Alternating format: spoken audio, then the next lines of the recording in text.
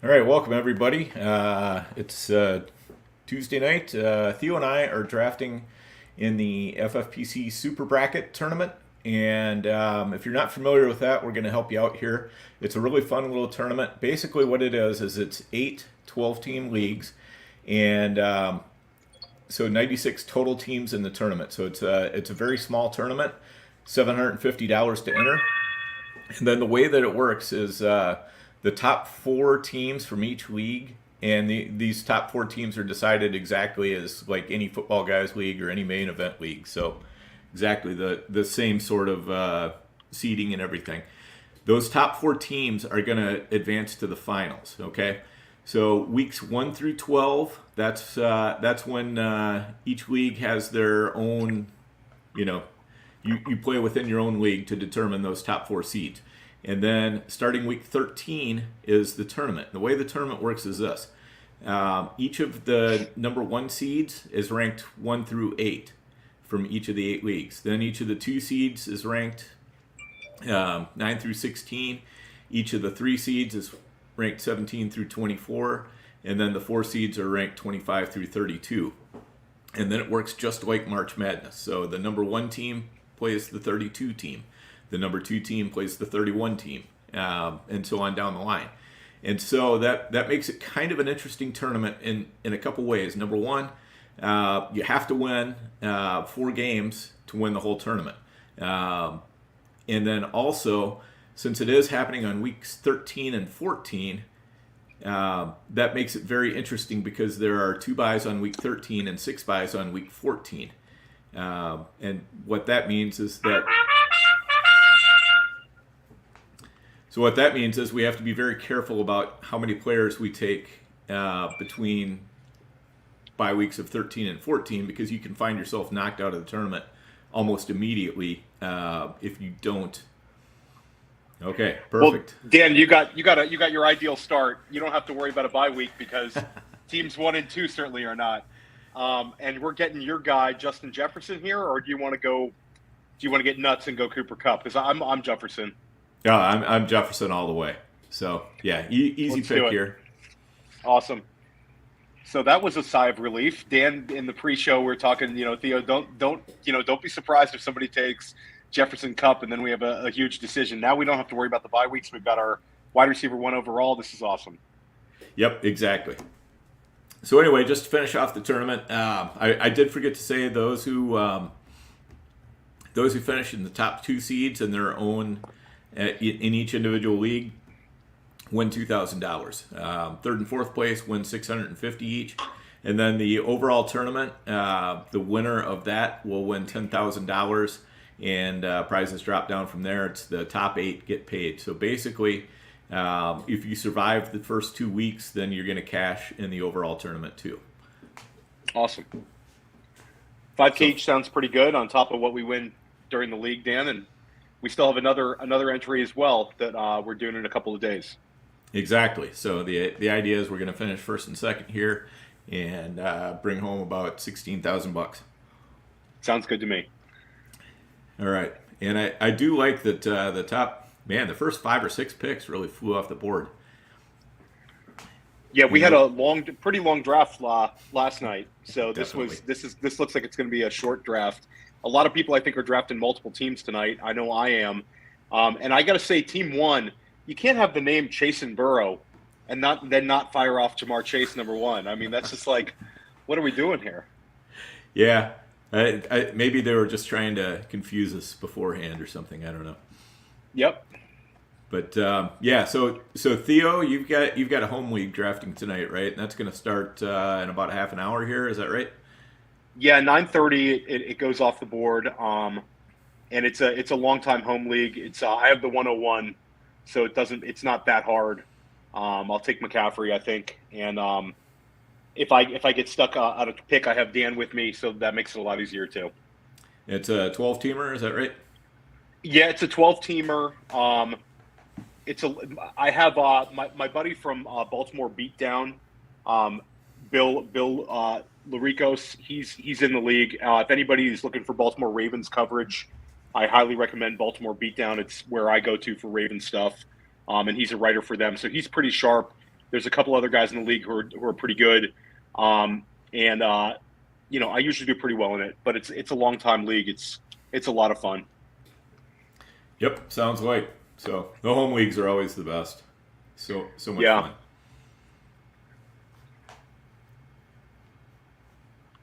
All right, and so we're almost through the first round. I would say probably the biggest surprise we've seen through the first round was Joe Mixon going at number 8. Yeah, I mean the Derrick Henry, Joe Mixon 7-8. Yep. You know, people are flag planning a little bit. Kelsey a slight discount going at the 9 spot right there. Yeah. And Team yeah, 11 definitely. is in a lot of my Team 11 is in our dynasty league, the Dynasty Depot League, and he's in a number of my dynasty leagues. He's a pretty sharp player. Yeah, same thing. I've got him in a few too, and there are also a couple of other names in this league that I definitely recognize. So, all right, we have a Barkley Swift start at the turn. That's always that's always nice, yeah. And then an Adams Diggs start is also nice. They're pretty common. That Saquon, Swift, Diggs, Adams, you know, pairings of those guys, but it's still super dangerous. Excuse me. Yep, for sure. So I'm going to start loading the queue up a little bit. I see you have as well. Yep. Let's hope one of these guys is there because I think you got the right guys. I'll just throw, again, the Week 14 bye. I was going to say Alvin Kamara, but that Week 14 is very scary for this format. Right. Yeah, and I think you know, Pitts is somebody I would definitely not worry about that bye. I'm a little bit less worried at tight end, if that makes any sense, just because we feel pretty strongly that we can get some quality tight ends in later rounds. So, you know, pairing up somebody for Pitts, I think won't be too big of a problem. That early third, though, kind of keeps us wide open because I know that at that early third round pick, if I'm reading the queue correctly, we're going to have kind of an option between a wide receiver we like and a running back we like. So I think, you know, if there's a tie, getting one of the 2 tight ends at the 210 would just be really hard to pass up. Yeah, for sure. All right, so you have 6 guys in the queue, and we're 6 picks away. So we're good because Aaron Jones just went. That was not one in our queue. Perfect. Yeah, it'd be nice if the 6 players would get us by the next 2 picks. I'll throw Pittman in the queue in case he's there for the 303, though, Dan. If Pittman's there at the you know, we could take one guy with Week 14. Yeah, who did you throw in? I'm sorry. I threw Michael Pittman. Oh, yeah. Yep. Okay, so both tight ends are off the board. Javonte Williams is intriguing to me because I think we'll be able to cover up at wide receiver. If he's there, he's very interesting. I agree. I love the Jefferson-Williams combination. It just seems dangerous for this kind of thing. And there goes Javonte. Of course. So I think we're looking like we're a 0 RB team. We took Tyreek Hill and AJ Brown last night, but those two kind of make sense right here. Yeah. Do you have a lean? Do you have a lean here? I think we take Tyreek and hope AJ Brown makes it back around. I think Tyreek is less likely to make it around. I think that's a good point. Let's do it. Let's take Tyreek Hill. Okay. All right. Tyreek is in there.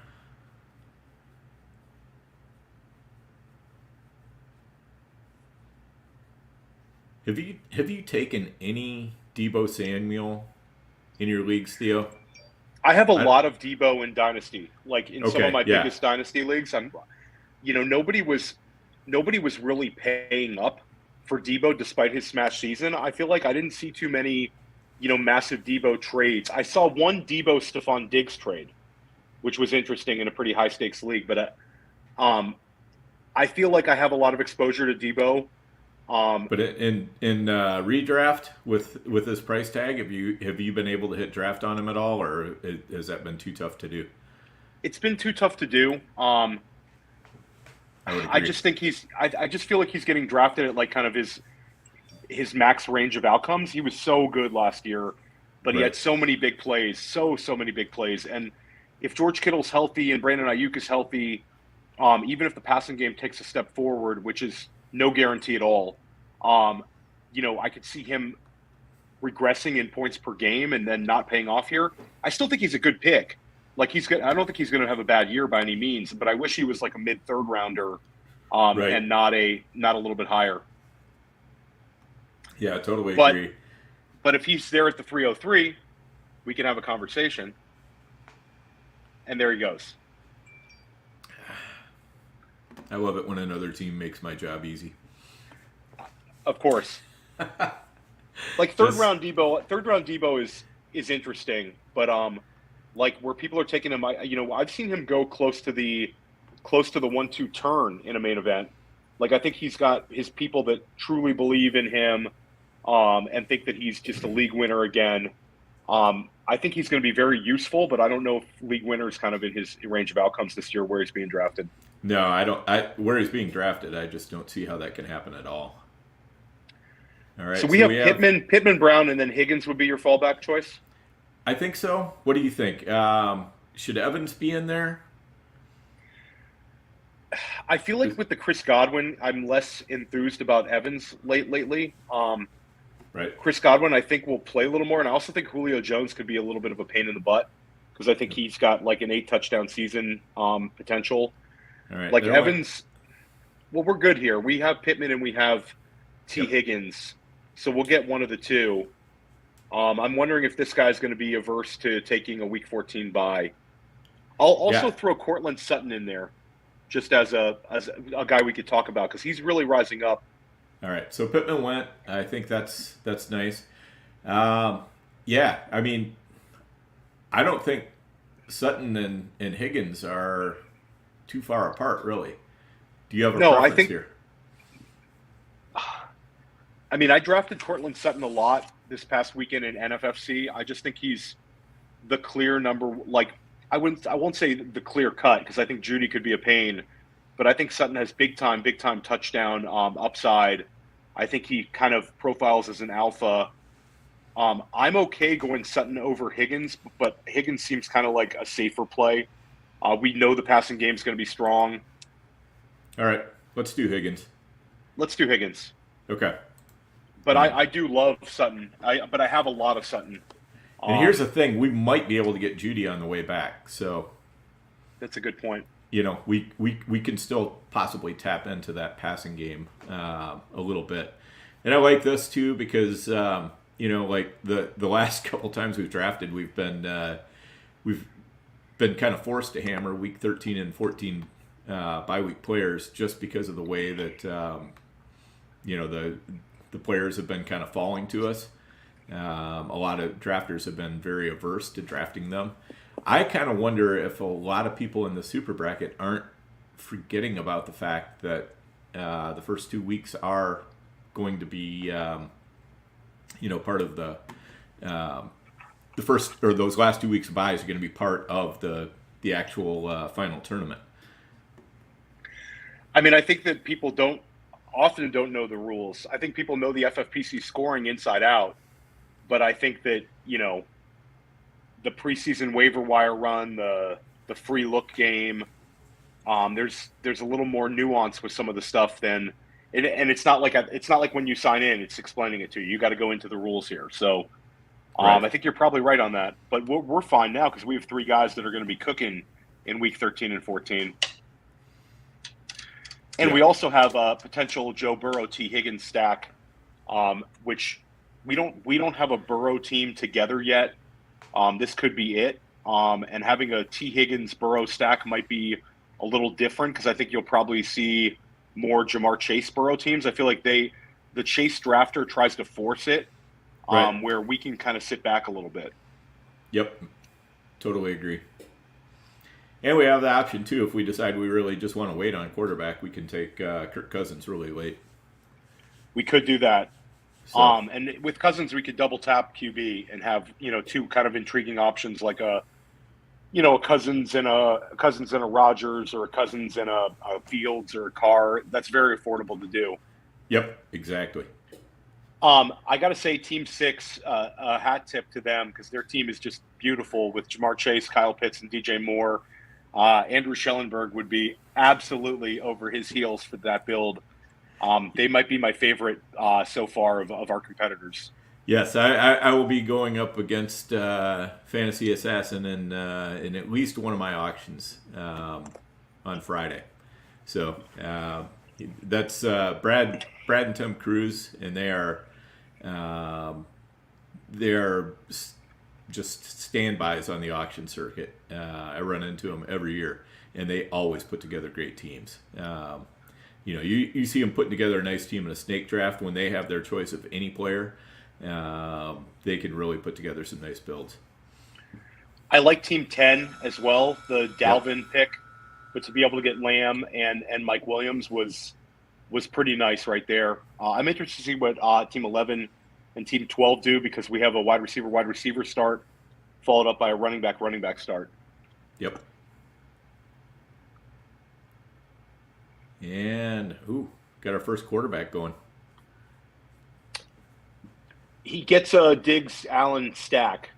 Yep. A little correlation there. So he kind of, I wonder again, why would he have come back around? I think he would have, but I guess he's playing it safe to get that for the tournament.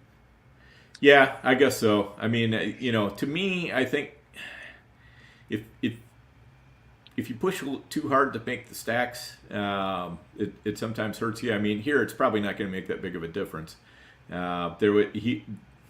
If there's 3 more players that he likes really well, then it doesn't matter to him. He just takes Josh Allen, and he'll take whoever of the players is left that he really likes. And then we see Terry McLaurin go a little bit high. I wonder if he's going to double tap wide receiver here. Could be. I mean, I love McLaurin, the talent. I just have worries about that offense. I think that the bullish argument would be that Wentz does not care about taking shots downfield, and I think, McLaurin's the clear alpha there. Yep. I just worry about them being able to score points. I don't know. We'll see. They have a pretty decent matchup week 1 against Jacksonville. There's a chance that Washington players pay off, but I just don't have a lot of exposure to them. Yeah, for sure. All right, I loaded a few players into the queue. I like all the guys. I like all the guys you loaded. I'm gonna also throw in. Let me look and see. I mean, it's possible none of these guys are going to make it. I'm gonna. I noticed you just put Deontay Johnson in there. I think he's interesting. Jalen Waddle actually is who I put in. Oh, okay. So Jalen Waddle I like, and it also gives him time to get healthy. We think he's going to play this week and be fine, but I know he's been dealing with some stuff. Travis Etienne would probably be my favorite guy in the queue. I bet he's going to be gone. Yeah. The 2 tight ends make a lot of sense because it's kind of like a drop off from them to tight end 6 for me. Yeah. And we kind of keep the foot on the gas with either of them in this build. And there goes DTN. Yeah, I figured there was a pretty good shot he was going to disappear. Well, we have 6 in the queue, and we need to load one more just in case we don't get jammed up here. Where are you at on Amon-Ra St. Brown right here? I'll just say that there's I don't some mind sharp putting him in people the on queue at him. all. I don't mind. Yeah, I don't mind him. I don't have enough of him. I have him in one main event.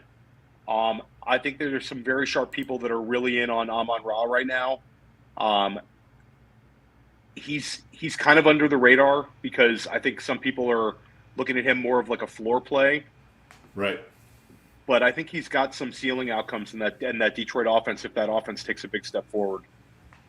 Yeah, totally agree. And then I don't see anybody else I'd want to push up here. So I think we're good. We got to figure out how we could get 2 of these guys. Right. Can we talk about at the 404? Chase Edmonds just goes off as this Team 9 has started off with Kelsey, then went Najee Harris, James Conner, Chase Edmonds. So he is going very robust running back here. Are they on auto draft or anything? It could have been the guy. They could have queued them like up. They are. Yeah, it looks like they're setting up an on auto draft, but that queue is not. They're not coming off of the standard queue for sure. Yeah, that is a good point. So listen, I like Chase Edmonds a lot. He's getting steamed up, but I think running back 17 is a little much. Like we talked about him having potential to be an RB like an RB 15ish, but when you take him to RB 17, you're basically banking on him being RB 15. Yep. So I don't like him right there. There's a lot of testosterone going on from pick 7 through 9. I'll tell you that. And it's funny because like a tournament setting, where you can't load up your entries, teams usually don't go robust RB because you're kind of banking on all of these guys being healthy at the right time and producing at the right time. There's just so much attrition at the running back position. I mean, we saw last year Devin Singletary winning leagues. Now, Jonathan Taylor also won leagues, but Right. It was, it's not always the top of the line running backs that do it. So, and when you start jamming 3 or 4 in there, you're almost assured that at least one of them is probably going to be not helping you when the weeks really matter. And we love it because our build is it's pretty much a 0 RB team right now. Yeah, so far. So, all right, Jerry Jeudy's interesting. Of course, Cruises took Gabe Davis, so their sexy build continues. It's extremely sexy now with Gabe. It's X-rated even. So we have George Kittle. I'm kind of lean Kittle here if he's there, because I think there's a few wide receivers that'll make it back to us. A.J. Dillon, we've been taking too much of, and he's got the Week 14 bye. Right. If he's there at the 503, I think we can consider him, but I don't think we push him up just because he's the last running back we love. Correct. So if Breece Hall is here at the 410, do we go ahead and take him, or do we try to push him around? I think we try to push Breece around. I've seen Breece falling a few drafts. Okay. So you've got Team 2 has 2 running backs, and Team 1 looks like they want to be a hero RB build.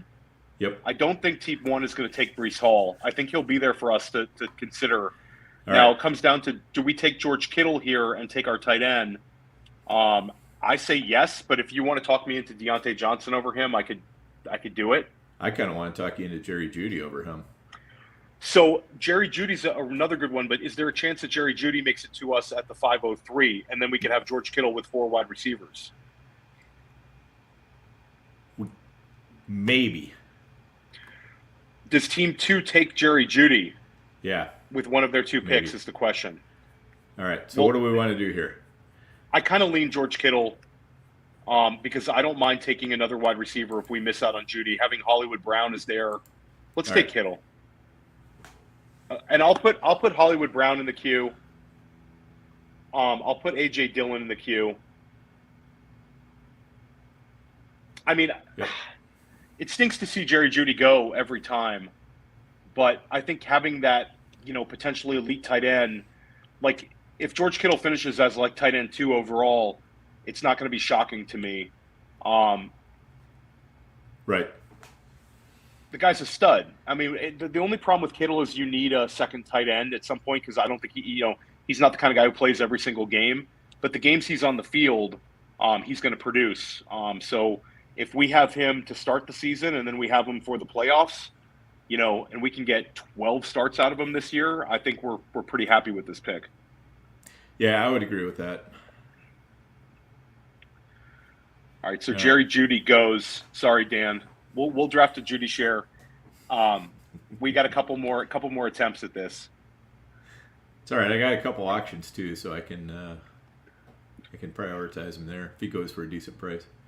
We'll see what happens, but that's all right. We got the Brees Hall dream is not the Brees Hall dream is not dead. So, should we be buying Judy in Dynasty? Not to get off of our draft that we're currently in, but he seems like a guy you can get for maybe less than he could gain, and I think he could gain like really quickly, because I think people are really into Sutton, as I am, but Judy's got a great profile.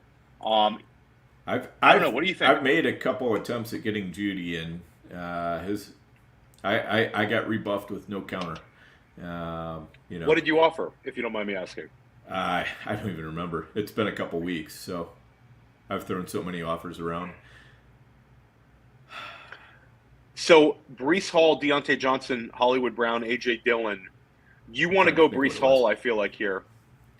Yeah, I think Hall would fit pretty well. I just like the idea of a running back who could be peaking down the stretch. I agree. I think it's going to take some balancing in our build. Yes. The argument would be that we'd have to take more running backs than maybe we'd want, and I think that sounds kind of crazy because we don't have any running backs now. But if you take Brees Hall, you're going to want maybe a Rashad Penny, a Kareem Hunt, a couple guys like that to kind of balance him out if he starts off slowly. Whereas if we take Deontay Johnson or Hollywood Brown, you get, a potential top 15 wide receiver with huge spike weeks to go with kind of what we've done. I know it's a zero team, but it's pretty intriguing to have Johnson or Brown as our our wide receiver 4 with Kittle. That's a pretty scary build. But I'm okay with Brees also, Dan. So you missed Judy. I don't want you to get too upset. I'm open to. Yeah, I'm definitely open to having the conversation. I guess I'd rather have Brees than AJ Dillon. Agreed. And AJ Dillon also has that Week 14 bye. Right. And when we come back, if we don't take Brees, when we come back around, it's going to be kind of... It's sketchy running backs. Sketchy at running back. Okay, I'm okay taking Brees Hall. I think Brees Hall's fine. I think that it's a tournament, and like you said, Brees Hall, we could be taking the first round next year. And in order for him to be a first-round pick next year, he's going to have to smash down the stretch, and that's what we're banking on. So I think it makes us less likely to be the number 1 seed if we take Brees Hall right here. But I think that it makes us more dangerous in the tournament. Yeah, for sure. And I mean, if Brees Hall gets going in 3 or 4 weeks, this could be, we could be the number 1 seed. Okay, let's do it. So I like the pick. That's fine. And we also have a lot of Hollywood Brown. We have a lot of AJ Dillon. So we like both those guys, but that not in this draft. Right.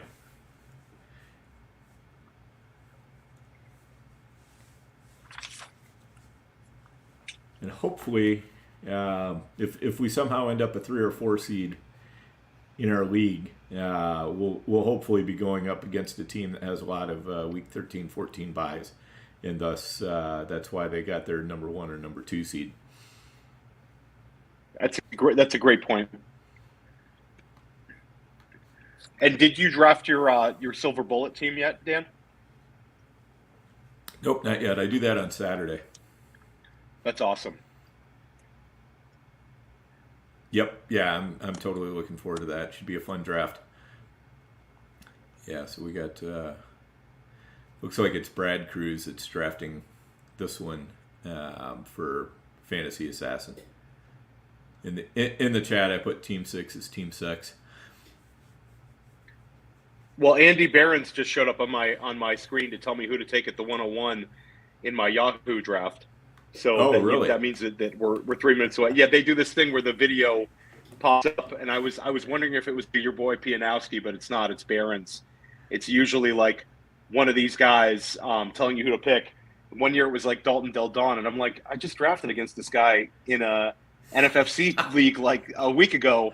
I don't need him telling me who to take. But shout out Andy Behrens. We'd welcome you on the Goat District anytime.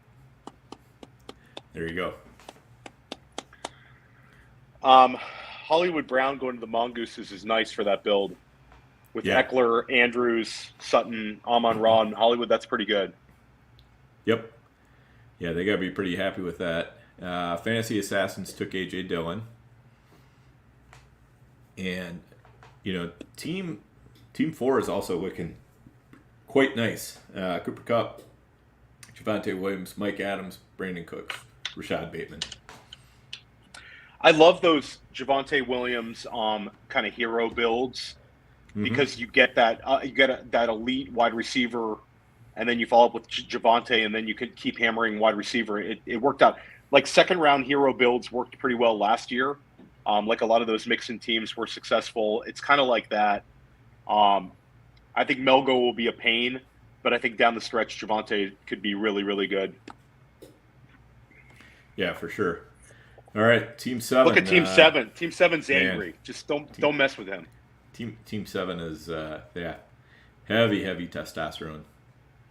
Guy's pissed. And I love the Akers in round 5. You got to love seeing Akers in round 5. Where do you think he'll be going in Friday drafts is the question. I saw his rushing total from the prop. I think it was Caesars. One of those sports books put it at like 42 yards. Right. So yeah, he's going to need to fall in the end zone. 44, something like that. Yeah, the Buffalo defense is no joke. And if they eat up the running game there, we could see Akers in a free fall. He's been going in the 6th and 7th rounds as it is. We could be seeing like 8th round, 9th round Akers. Yeah, I mean we passed on him in the 7th in our Goat District main event. I'm OTC here. I'm taking Christian McCaffrey. There you go. Good. Okay, Christian McCaffrey. Let me give you a couple OTCs. Would you take Akers or Dameon Pierce? I probably am taking Dameon Pierce right now because Dameon Pierce has the juice, and he's going to be a big part of the offense. And I also am less scared of Rex Burkhead than I am Darrell Henderson.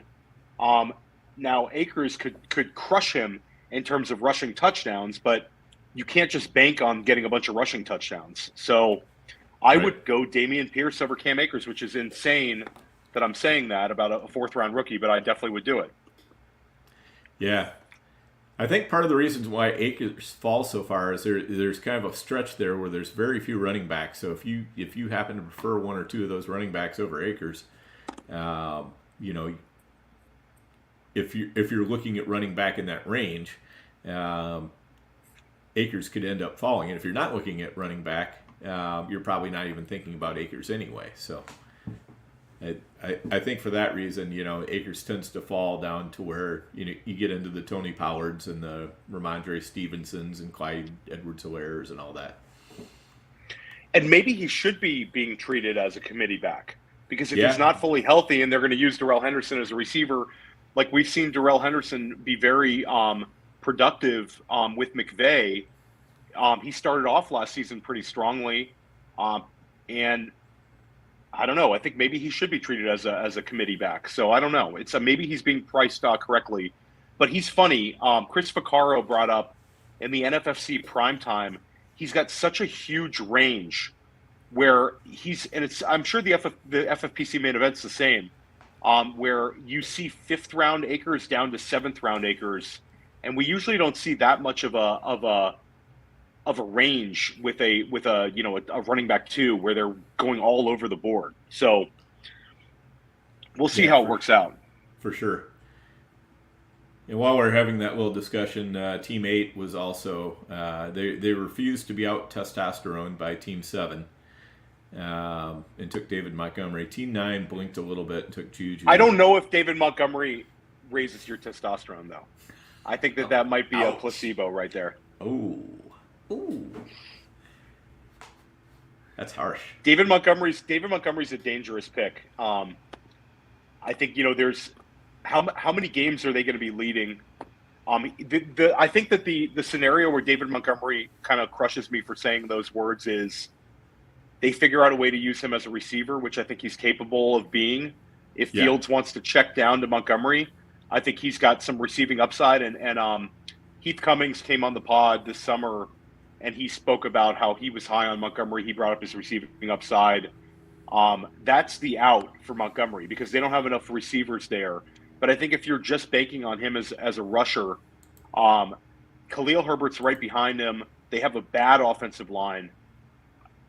So I don't know. It's a tough one.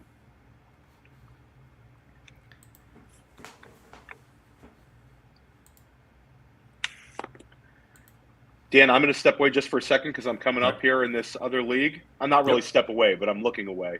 Okay, sounds good. Hopefully, I've made my. Yep, I'm just going to load a few players into the queue here, and I'll let you avert your eyes and scream when you come back. Just for a minute.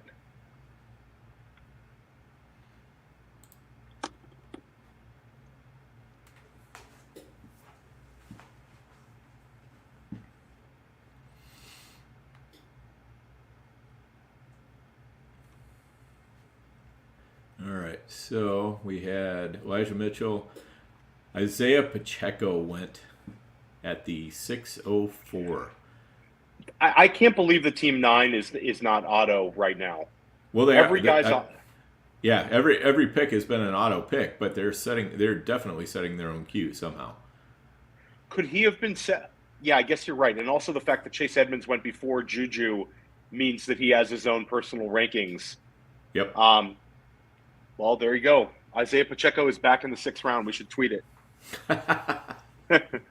After a long absence, he climbs all the way back to the 6th tonight. After going in the 12th the last couple of weeks. And Isaiah Pacheco going ahead of Clyde Edwards-Helaire. It's shocking. It's hard to believe. I mean, even if you think he's going to be that good, you know you can get him in the 10th or 11th or 12th round right now.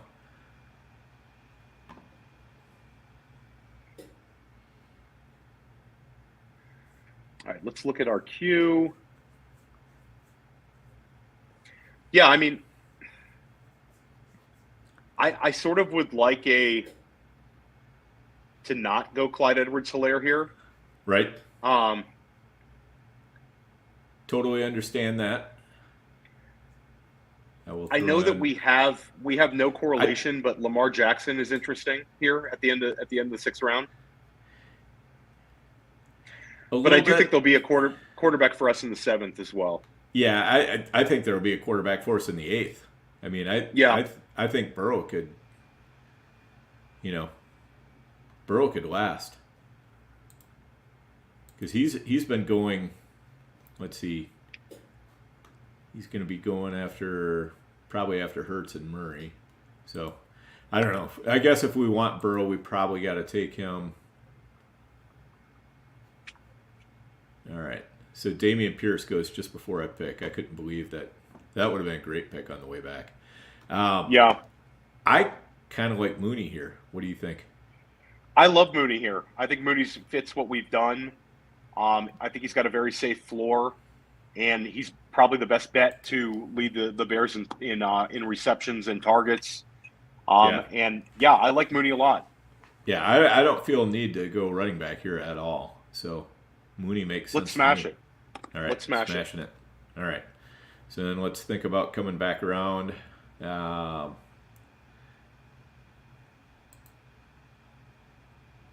Put a couple more players in the queue.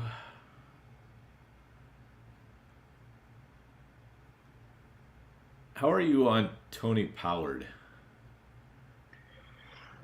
I'm okay on Pollard. I think that having Pollard and Breece Hall together might be a little bit of a pain. Because, I would agree. All right. We have 5 players in the queue. We have 5 picks. We're the 5th pick, so. I'll throw Ramondre Stevenson. Oh, he was just selected. Yep, he was just taken. So, I mean, do you see anybody else you want to put in the queue? No. I think that, we have 4 wide receivers. Brandon Ayuk would be interesting if you want to put another receiver in there.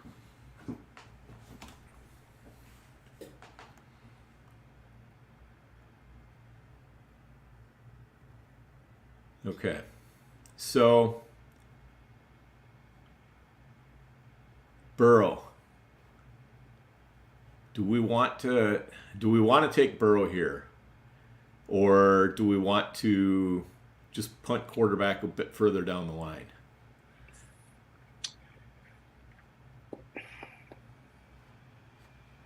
I mean, having Burrow with T. Higgins is really intriguing. It makes us more dangerous than any other potential correlation we have. Other than Cousins Jefferson, we could do. I'm also OTC right now on the clock. Okay. 30 seconds to go. So I started out with Christian McCaffrey. I went Javonte Williams at 24 overall. So I could go A.J. Brown, Kyle Pitts, or Travis Etienne. I think I'm going to lean Kyle Pitts or A.J. Brown here. I think I'm going to go Kyle Pitts because I think I can make up at wide receiver in this league. Okay. All right, I'm doing it. Okay, I'm officially off the clock. All right, and we are officially on and the now clock. We're back on the clock. Yep. So, of the guys in the queue, I think Joe Burrow makes us the most dangerous. Structurally, going with a Kirk or Ayuk, it adds to our strength. But I think that having a Joe Burrow T. Higgins stack is yeah, it's just a very flat range. We have a lot of Kyler Murray. I think pushing Burrow up here makes a lot of sense. Do you have a lean of anybody else? No, I think Burrow's the way to go. All right, let's do it. Done. Awesome. All right, I'm going to put up real quick.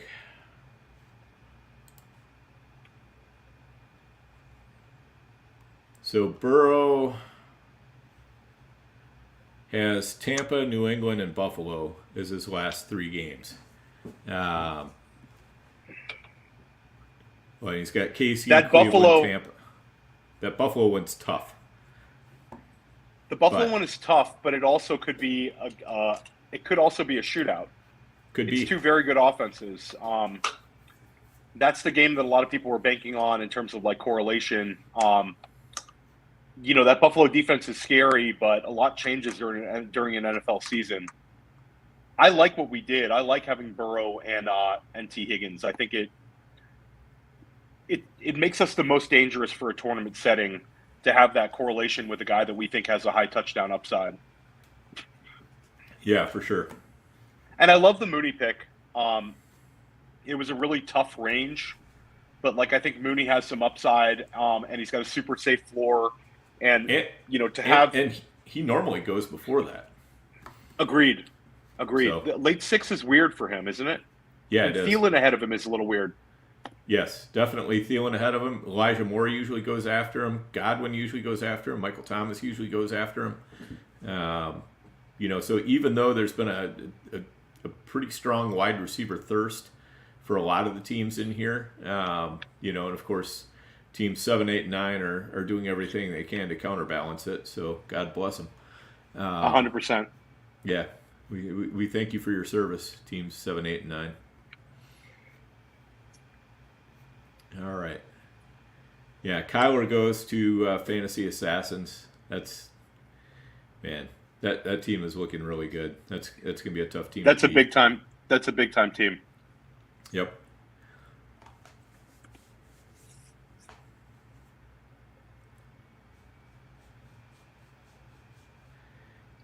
Yeah, Team 7 has a tough build with DeAndre Hopkins as their wide receiver 2. That's a pretty tough scenario. They take Thielen and then Hopkins. Yeah, Thielen is a wide receiver 1. I mean, that's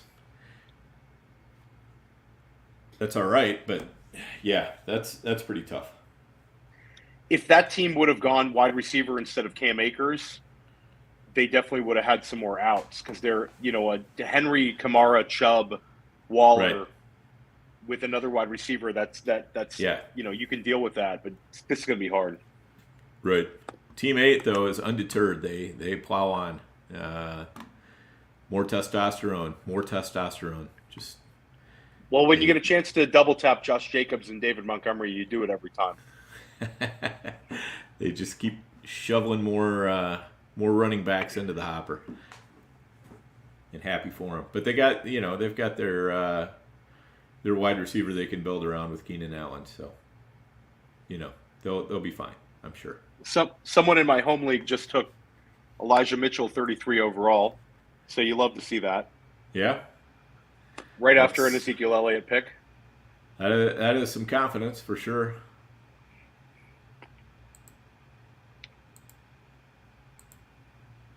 All right, I'm throwing some running backs in the queue. I don't know how many of these guys will make it back to us, but I think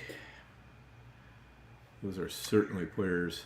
Those would all be ideal for our build. All three of those guys. Exactly. I'll throw Cordero Patterson in. I think you might have done it as well. No, I threw in Antonio Gibson.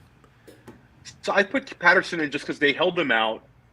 I think he's got a very safe floor. It does have the week 14, but he would kind of be like a bridge to Breece Hall. Like right. I don't know how Patterson's gonna finish the season, but I feel pretty confident that you could start him week 1, and you're not gonna hate it. Yes. Yeah, I think if we were able to get enough out of Patterson to get us through to Breece Hall, that would be fantastic. Hopefully we can aim a little bit higher. I mean, I definitely have Hunt and Penny and Singletary as more desirable picks because I think they could help us now and help us later. On a side note, Dan, did you see how hot it is in Las Vegas today? It's 113 today. 113. I got a haircut today, just because It all helps. It all helps. You don't want anything weighing you down up top. And like I like doing the early morning walk from like casino to casino for like the drafts. Yep. But if it's like I look today and it's like 7:30 in the morning. It's like 92. It's crazy. Oh, God. So I love it though. I can't wait to get there. Yeah, totally. Yeah, I definitely enjoy getting out, get a little walk in before I start drafting. Just get the old blood moving, and I think it definitely helps out. A lot of coffee in the morning too. Get you going. Yep. It's always the key is knowing where the good coffee is. Which sounds like, hey, you can get anything in a Vegas casino, but there's been times where you're in like, I know in the FFPC draft last year, there was no good coffee place for like a half a mile from the conference center. So we were trying to sprint to find something. The FFPC though, it's Planet easy Hollywood has they have Starbucks right there, right down at the bottom. It's awesome. Yeah. Yep, it's fantastic. That's my go-to every morning. I usually wake up and I'm like, okay, it's 5 o'clock, 6 o'clock, whatever. As soon as 6 o'clock hits and that place opens up, I'm down there. All right, so we're 6 picks away. We have 4 in the queue right now. I think we got to add that guy, Drake London. I love Drake London. You don't have to twist my arm on that. I know you do, and that's one of the reasons I threw him in there. It's I just worry about him being slow out the gate. Komet could be interesting. But that would be coming around into the ninth. With the Kittle, I'd prefer pushing tight end a little bit more because we have Kittle, and I feel like you kind of lose a little steam if we take another tight end in the next 3 rounds. But we do like Komet, and we do have a ton of them. Of our queue right now, I would say that Kareem Hunt is my favorite. I'd like to get some Kareem Hunt exposure. What about you? I like him. I probably like Penny a little bit better, but here's the nice thing. Hunt, Penny, and Singletary, we're gonna get one of them. Because we're 3 away. Yeah, I mean, I'm fine with Singletary as well. Yeah, I think Singletary is, I, he, I don't know. James Cook seems to be pretty firmly in third string and not really competing for the running back snaps as much as he is going to be split out wide. So if you want to break ties and go Singletary, I think that's fine. I think he's the same tier as Kareem Hunt. Well, no, I'm hoping that Hunt will be there. Actually, I wouldn't mind it at all if we're able to get two I of think these there's guys. a chance. I think that there's a good chance the two of them come back because Team 2 has 3 running backs, and Team 1 has 2. But he also went with his tight end and his quarterback, so I think he might be going back to the wide receiver well. Could be. I don't So know. we see He's Tony been a little go. bit tough to. Yep. Team 1's been a little bit tough to predict for me. All right, so there went Singletary. So I think Hunt is the smash here, yeah? Yeah, I think Hunt he stands out a lot. He's a guy I like a lot. I think it's a no-brainer pick.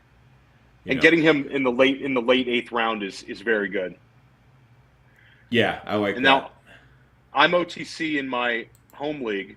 I need a wide receiver here. It's Allen Robinson, Hollywood Brown, Jerry Jeudy, Rashad Bateman, Jalen Waddle, Gabe Davis. This would be for my wide receiver 1. So I can take 2 of these guys. Man, I like Waddle and Gabe a lot. I know. It's really dangerous. It is. I think that, no, I mean, in a good way. I think that Rashad Bateman stands out a lot, too. Yeah.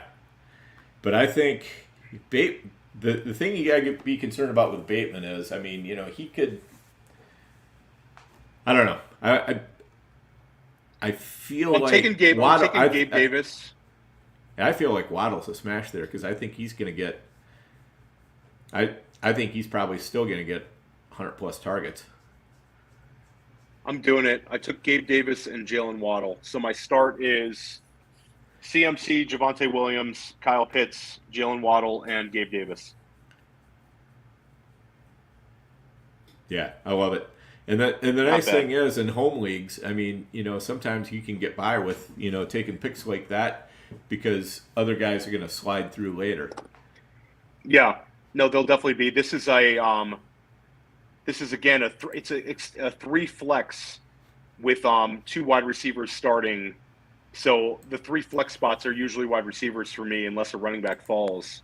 But I won't touch quarterback because I took Kyle Pitts. So I'll wait a little bit on QB. And then for us, we're 4 away. Yep. I love the 2 rookies. Mm-hmm. But if you want to take Komet, then we'd be done at tight end. No, I don't need to take Komet. I just threw him in there. I thought he was an interesting look. Well, last night we took Olave. We could differentiate with Pickens here if he's available. Yeah, and I like Pickens because we already have a Week 14 bye wide receiver. So I'd like to. I mean, I don't mind having other players with Week 14 buys, but if we don't, if we can avoid having the same position with same buys, especially with guys we think are going to be starting for us fairly frequently, then I think we're going to be in a little bit better shape. I'd also throw Treylon Burks in there as a possibility too. I would probably take him over Komet with this current build. I'll agree on that. And there goes Damian Harris. So we're going to have a choice here. Pickens, I think, is if Pickens gets taken here, do you want to go Treylon Burks over Olave? I feel like Olave. We had this conversation last. Okay, so let's take Pickens. Easy one. Yep. All right, Pickens it is.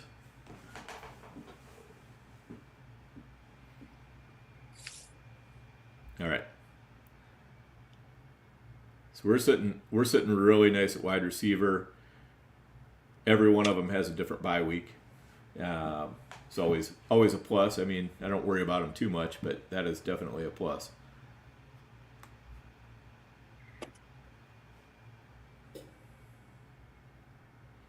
And there And goes they're, Cole Kmet. yep, not a surprise. So What I'm sure surprised you'll me see is, Olave. what surprised me was Ertz going before Komet, given what we know about Ertz. But I guess a lot of people aren't too scared about that. Yeah, Mongoose it's has put funny. together a really nice team. Mongoose I've drafted against him before. He does a good job. Yep. But I feel like you're right. People are not scared of the Ertz news. A guy who's over 30 with a calf injury, and it's been, several weeks of this, and they can't shake it. It's just a weird thing, especially because, you're taking him at tight end 10. That's pretty high. So I don't know. I would be a little more, risk averse to Zach Ertz. I took him in round 15 this past weekend in NFFC, which was non-tight end premium. But like taking him in the teens seems a little bit better than, taking him inside of the first 10 rounds. Yeah. Yeah, for sure. And speaking of tight ends in NFFC, I don't know if you happen to notice, but that OC I did this afternoon, I was able to push Brevin Jordan to the end of the 19th round. You have so much Brevin Jordan. It's just awesome. That would you. I mean, you crushed that OC. You really crushed that OC. I got to sneak in another NFFC maybe tomorrow night. I'm going to do one online draft when I land. There you go. Yeah.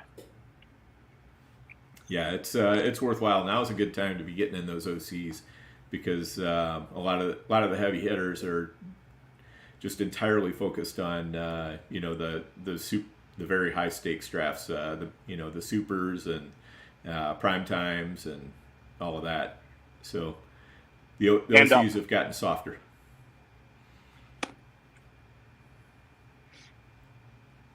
So what are we looking at here? Miles Sanders goes. Yep. And then Fantasy Assassin, I like the aggressive move of going James Cook as his RB2. It's kind of like his build, in a sense, is kind of like ours, where he's got a tight end he's confident in. He's strong at wide receiver, and he has an anchor running back that was taken a little bit later. Of course, we have Kareem Hunt to balance it out. Yep. But I like how his team is dangerous. It's very, very nice build. Yeah, I think so too, for sure.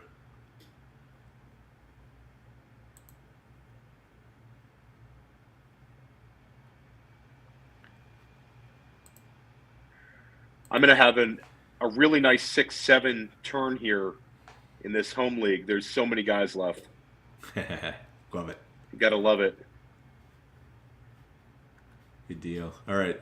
I loaded a few more running backs into the queue. I think if any of those can make it back to us, they would definitely be smashes. I don't know how you feel about Michael Carter paired up with Breece Hall. It might be a pain in the butt to have it, because what if it's a true split to start out? It could be. I mean, I get that. Their offensive line was better than people thought last year. Mm-hmm. I think they were a top 15 line. And they were pretty successful running the ball at times. And we saw Carter have success. I don't mind it. We kind of locked down a running back spot, and I think we both believe in the talent of Michael Carter. So I don't hate it. I don't hate it. Yeah, I don't hate it, but I sure don't love it. I'm kind of with you. It's unexciting to pair them up, especially when we got to use so much early capital on it, but it's not the worst idea. Right.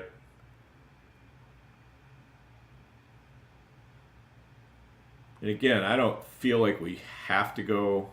I don't feel like we have to go running back here at all.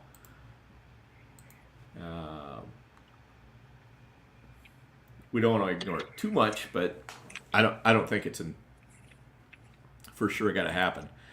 I put another name in the queue, not for now, but for later. And I think he would probably fit well with Breece Hall, too. That's Damian Williams from Atlanta. I like Damian Williams. Yeah, for exactly the same reasons you were talking about Cordarrelle Patterson. Williams is probably that guy who holds down the first few weeks, as the true running back, and we see Cordarrelle Patterson as in more of an almost Debo Samuel type role, is my guess. Yeah, and there's been some positive reports that they're planning on using Williams. He's available on waivers everywhere, and he's available in like the 20th round of a lot of these drafts. But I think he could be a guy that people are adding, in week 1 waivers because he might get double-digit carries and a couple of targets. Yeah, for sure. Yeah, and the room is running away from us at running back. Well, this is it's fine. They're leaving us other guys, and we'll have very strong wide receivers. There are some other running backs coming up that will be available later. Like the Benjamins, Raheem Mosterts, guys like that are going to have a role from right out of the gate. Melgo would be very intriguing here at the 10-10. Yeah. And again, just based on the way that the room is drafting, I think your Jets idea might not be the worst one, because at least we've locked down a running back spot to go with Kareem Hunt. And if one guy went down for a couple of weeks, I mean, we saw how productive Carter was. It was a very small sample size, but he had a couple of weeks where he was just dynamic. And if Michael Carter went down, I mean, Breece Hall would be a potential league winner. Right. Yeah, for sure.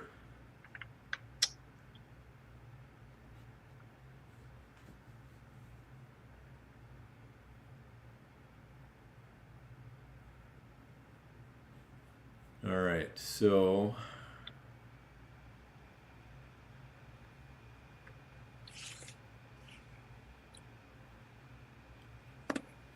yeah, hopefully Melvin Gordon or Michael Carter makes it back. Though if Treylon Burks makes it back, I think that might be such an easy smash. I mean, we have to on principle.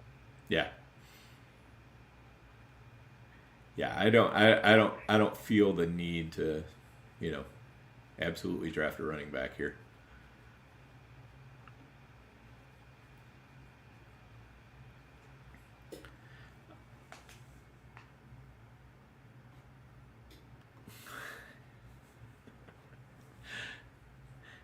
Brad finally noticed my comment in the league chat.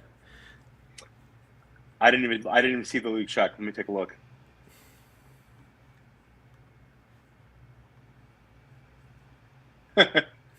That's hilarious. The guy drafts too much, I guess. Yeah, I think so. I'm coming up on my picks as well. I have. All right. At the 6-7 turn here, I've got. Let's make ours first. Okay. I don't know how you're doing on clock on yours. How long of a clock? I'm good. I'm 3 picks away. It's their minute clock, so we're good. We'll be able to make this pick. Okay. I think Michael Carter's our pick. If he makes it. If he makes it. If he doesn't, which way you want to go? Then it gets interesting, because there's nobody here I really love. Well, I'm trying to make a bull case for somebody. I think Khalil Herbert is interesting. Yeah. And we can't run away from the run that much. All right. Carter's okay, so let's take Michael Carter. Let's take Michael Carter. I think it's the pick. Yeah. And it takes a little bit of the weight off of our shoulders to have at least one running back spot kind of locked down. I would still lean Herbert coming back around, unless you wanted to go back to the well. Like if Rondell Moore was there, I'd be okay with that. Oh, I'm OTC in the other league. Let me get this in. So let's see.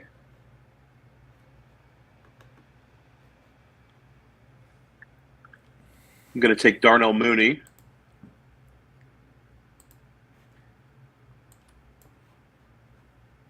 Let's see. And I am between Ramondre Stevenson, Brandon Ayuk, and Hunter Renfrow, and Drake London. Say him again. Ramondre Stevenson as my RB3, and this would be at the 701. Brandon Ayuk, Hunter Renfrow, or Drake London. Christian Kirk's also available, not as exciting. I I think I'd go wide receiver there probably. Yeah, I think I'm going to go wide receiver. So it comes down to London, Ayuk, Renfro, or Kirk. I mean, I think London and Ayuk probably have the most upside. Um, Renfro is probably the safest. Renfro or Kirk are definitely very safe picks. I'm going to go London. Get another Drake London. There you go. So my start in the home league is CMC, Javonte Williams, Kyle Pitts, Gabe Davis, Jalen Waddle, and now Darnell Mooney and Drake London. And not awful. With all the wide receivers you've got to start in that league, it totally makes sense. So as we're starting to come back, one thought I'm having is we could build another stack for the tournament by taking Irv Smith here and then come around and get Cousins in another round or two. And that would give us an Irv Smith, Justin Jefferson, Kirk Cousins stack to go along with the Burrow Higgins stack. So depending on what's going on in the playoffs, we could really, it's kind of a two-way go. And I think that works well because we're not reaching to do it. I think Irv is fine value here. Mm-hmm. And he could be very useful also, even if we're not using the stack, because how much of an injury risk we have with Kittle. Right. I like that idea. I think even if we don't end up with Cousins, Irv is a nice pick right here. Let's do it. All right.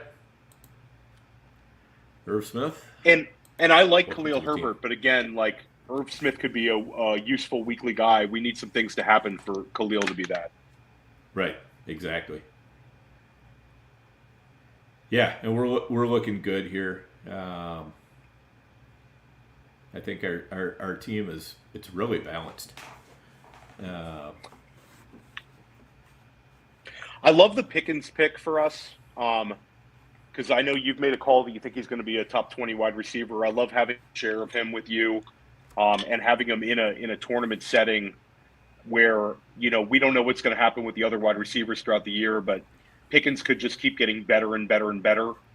Right. We talked last night about how he could be like a second round, third round pick next year. Exactly. Yeah, I think he fits the build really well. I mean, he's a great wide receiver 5. If you've already got 4 in the hopper, adding them in is just, it's easy and it's fun. And as I expected, by the way, on the last one, Treylon Burks did not make it by Brad Fantasy Assassins at number 6. His James Cook and Treylon Burks picks in the 9th and 10th round are just such upside picks to go with what he's already done. He's going to be very, very tough to beat in this one. Yeah, for sure. But looking at the rest of the teams, besides Team 6, I like what Team 5's done. And I like a lot about Team 4, but yep. I think we're right up there. Yeah, I think 3, 4, 5, 6 is the strength of this draft. That's Team 12 had a good start, and they've gone the wrong way since. I liked what they were doing through the Goddard, even kind of the Michael Thomas pick. I mean, I don't love Thomas, but I love taking wide receiver there for them. Yeah. But then, Russell Wilson, I don't know. I mean, I guess they got spooked and figured they better get a quarterback, but I think they would have been a lot better off taking another wide receiver or two and, not taking so many running backs and a quarterback there.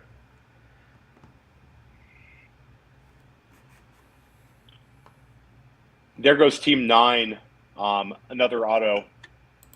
Yeah, he's been autoing every time.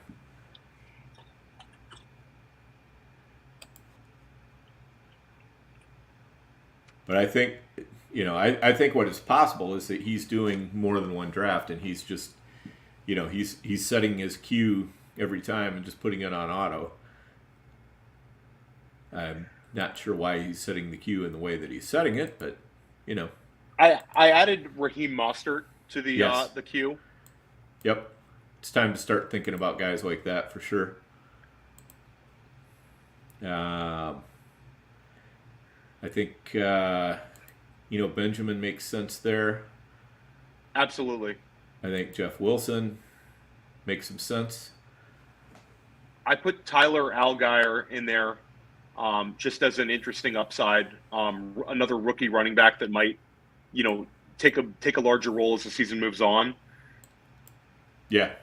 And I don't have much of any of him. I've got a few, but they're pretty much all in best balls, now that I think about it.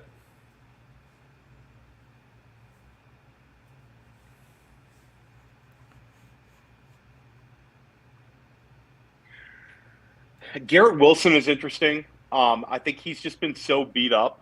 There's been like all these reports saying that, he's going to be running with the twos and he doesn't have a large role, but I don't know. The guy's such a stud. It's hard for me to see the Jets not using him. Yeah, I mean, I think probably the biggest knock is that he's not quite the same pass blocker as Corey Davis. And I don't know. I mean, are they gonna they'd have to use Berrios Wilson in is the still slot there. some, right? Well, Berrios is still there. Right. I don't know. It's kind of one of those things where you enter the season and you want to use your veterans, and then maybe a few things go differently, and you're like, I got to start using the guy that I used the top 10 pick on. And all these people are getting Garrett Wilson now kind of at a discount, where Garrett Wilson is like the discounted rookie wide receiver that you're drafting. Before the draft happened, he was maybe my favorite wide receiver in the entire draft. I mean, the guy is such a stud. So I don't know. If you can afford to stash a guy, I think he could win some people some games down the stretch. Yeah. And I wish I had a little more. The other problem is I have so much Elijah Moore that it's really hard to double down, to double tap the Jets wide receiver.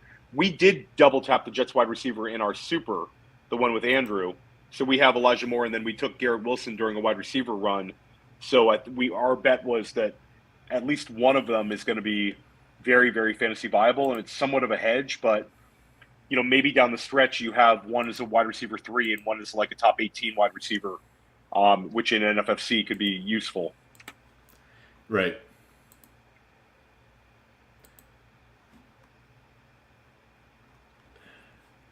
So, what about? So we have Raheem Mostert, Benjamin. I think Jeff Wilson is probably another, good step below those guys. But yeah, out of Mostert I'd like to get Benjamin, one of the two. Who do you like better? Well, I have Benjamin in almost every draft. I think goes right around the same time as Mostert. Mostert's interesting. I heard it was Ben Gretchen, Sean Siegel talking about how Mostert has challenged anybody on the team with a higher speed rating on Madden to a race. So he thinks he's got his old speed back. He's about the same size as Chase Edmonds. You might project him to get at least some of the role, and the fact that they cut Sony makes me think that they believe Mostert is healthy. I think there's also a better chance that Eno lasts to us to the 13th. There's a chance both of them are gone by the time we pick, but I think right. Eno could come back around. Yeah. I like your KJ Osborne you put in there to keep building on this. Yeah, I think if we don't take Cousins in the 13th, he probably won't be there at the 14th. But if we miss on him, I'm okay with that. Just given that we do have Burrow, it's totally fine to start Justin Jefferson and Irv Smith if we want, and not have Cousins because we're starting Burrow and Higgins. So I would rather have those two running backs if they're both available to us. I think if those two running backs aren't available to us, then we have to start thinking, do we go Cousins or do we go another way than that? So I have Chris Olave, George Pickens, Darrell Henderson, Nyheim Hines, and Melvin Gordon for the handcuff of Javonte Williams in my build. I just took Joe Burrow. So this would be my final flex spot. Darrell Henderson, Nyheim Hines, Chris Olave, George Pickens, or Melvin Gordon. I think this is a Pickens or Olave pick. Probably. Man, this is tough. Which way do you lean? I mean, I think I'm going Olave. I think I had 1 second on the clock. I think we can both be right on that one. Yeah. I think they both are going to have good. And I drafted Pickens a bunch this past weekend. I mean, I love him. I traded a 2023 first for him. But I could see Olave smashing. He doesn't have a Deontay Johnson near him. He doesn't have a Pat Freiermuth near him. He's got, as much as I love Michael Thomas, he's 29. Jarvis Landry's 29. Kamara's 27 now. Olave's just got that burner speed. Yeah.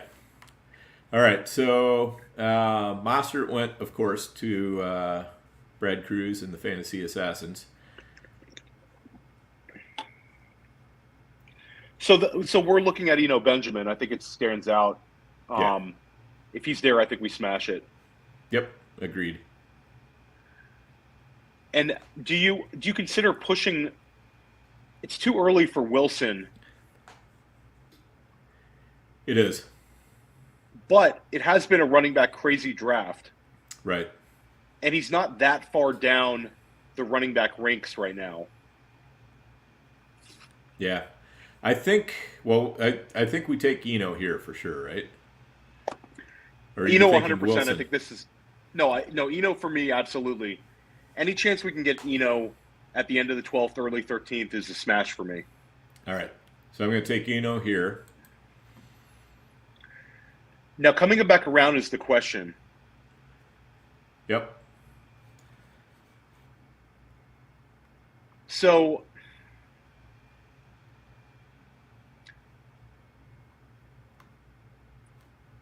Kirk Cousins probably makes it back to us next pick. But if you wanted to guarantee your stack, this wouldn't be the worst place to take him. Yeah, I think. How committed are you to the stack? I think Cousins probably goes before our pick in the 14th.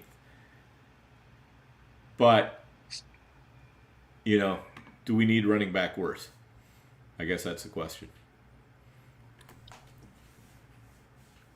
So, we probably do. Okay. I think that's fine. And Kirk Cousins could make it back. It just depends on how many people here want to draft their QB2. I mean, Cousins will be up there in the rankings. Mm-hmm. Yeah, everybody's got a quarterback one. Nobody's got a quarterback two You also have conviction. You also have conviction in Jeff Wilson. You've wanted to get him on all your teams. So getting him on this team.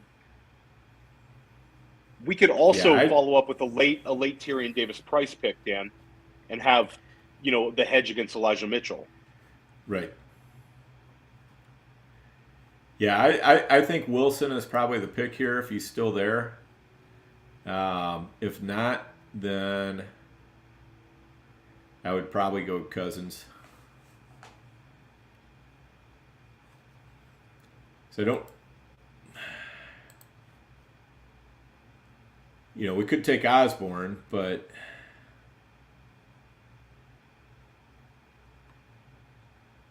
I don't know. Yeah, okay, so it's either going to be Wilson or Cousins for me. So I agree with you. I think that it comes down to, do you want to sacrifice the stack in order to take a running back you like? I will say this. Wilson still needs a couple outs for things to happen. he could take the job from. Okay, so the Derek Carr selection makes me think maybe forcing your stack is the correct move.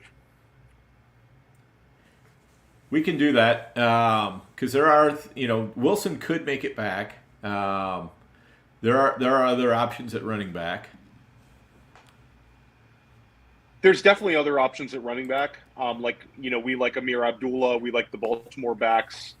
I think Jalen Warren is interesting. Jerick McKinnon is interesting. And maybe we prompt people to take QB2 if we take Cousins as well. Yeah, that could be. All right. So do you want to do Cousins or do you want to do Wilson? I don't want to force Cousins, but I do think it might be the most dangerous selection. Yeah, I have plenty of Wilson, so I don't need him here. Let's do Cousins. Let's do it. All right, done.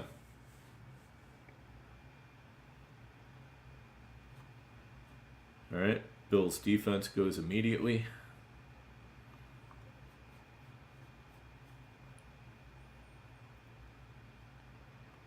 James Robinson goes.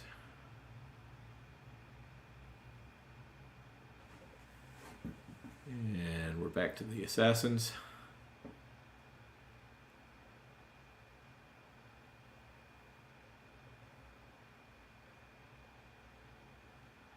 And they're going Gerald Everett.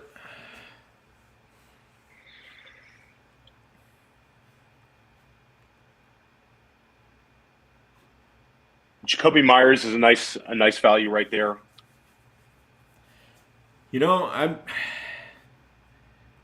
I'll put it this way. I never want to be in the position where I feel like I need to take Jacoby Myers because I feel like I'm taking him for a floor. Well, he is a floor. He's like yep. But we've seen him him be he's like Mr. pretty heavily 13, targeted. 14 points. He's like a homeless man's Hunter Renfrow. Yes. That's exactly what it is. All right. And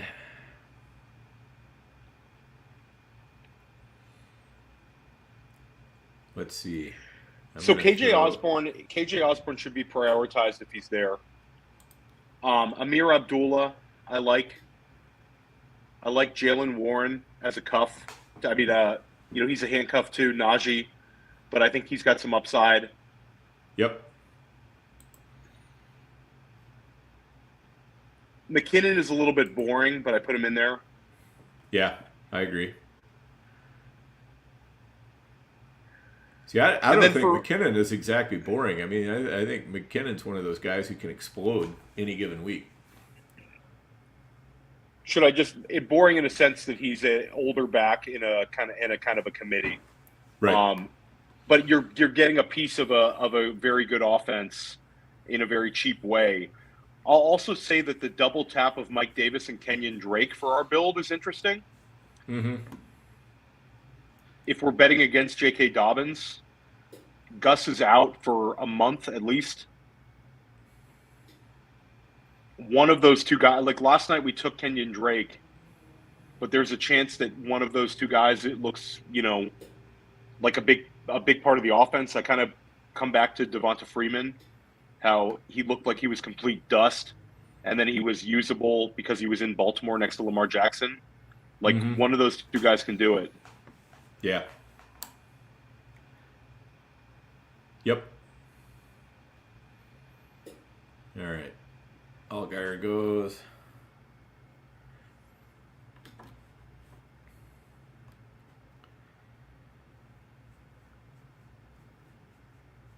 All right. And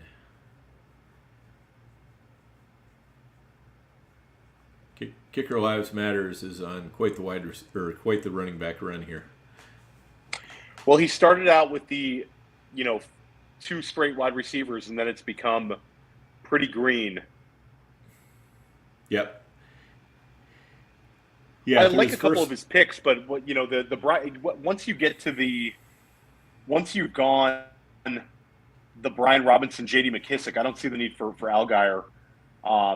I don't really see the need after Henderson to keep hammering running back. Like Antonio Gibson, Rashad White, and Darrell Henderson is kind of like an ideal 2, 3, 4 running back for his build. Right. Yeah, I think I would have gone a different way too. Clearly he's thinking he's probably not going to need to back up Josh Allen, or if he does, he'll do it very late. And Hawkinson, he just went likely, so he just went with another tight end there.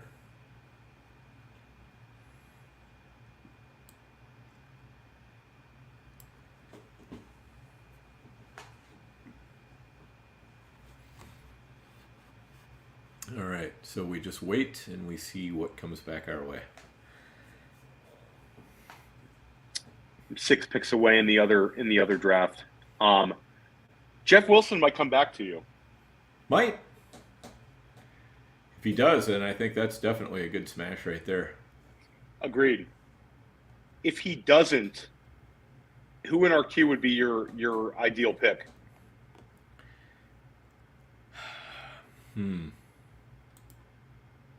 KJ Osborne, I think, would be.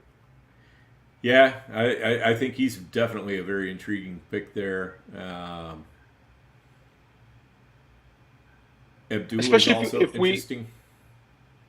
Yeah, I like Abdullah a lot. But Jalen Warren also. I mean, none of those guys would come back to us after the 14-15 turn, for sure. Except for Damian Williams. Yeah, Damian Williams will, probably. I should have him down here, probably above Mike Davis, but...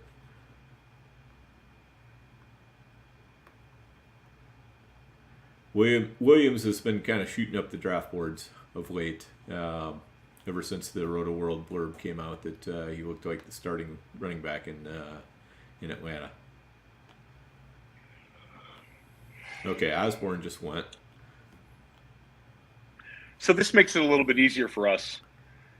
If Wilson's gone, let's go Abdullah.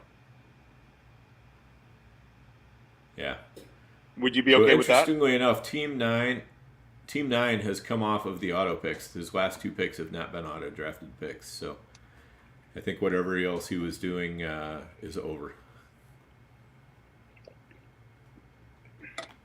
Well, I like his Osborne pick, and I like his DJ Shark pick. So yeah, it's a little bit better when he's not on auto. I guess so. Yeah, you just have to wonder where he got that list off of that he was working on. Pacheco one was interesting. Mm-hmm. Yeah, for sure. The rest of them kind of make sense where they're at, but and the Chase Edmonds one also was quite interesting.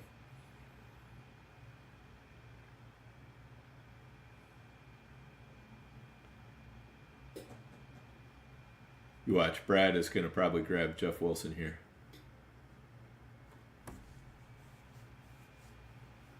I think there's almost 100% chance he goes running back. Maybe he goes Abdullah though. He might. Based on his build, that Jalen Warren, he absolutely could. There it is, Jeff Wilson. Pegged it. All right, so we're crossing our fingers here for Amir Abdullah, unless there's a pivot you want to make.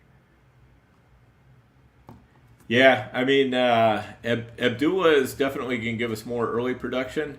I guess my question is, should we be worried about that, or should we be thinking about somebody who could be a real league winner like Jalen Warren?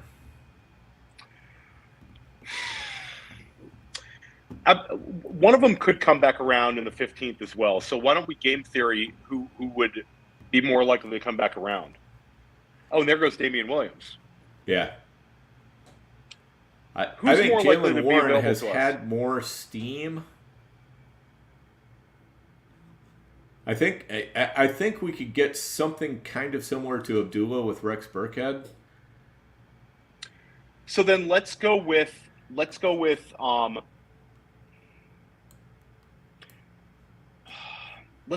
Warren. Yeah, I don't hate that here at all. No, me neither.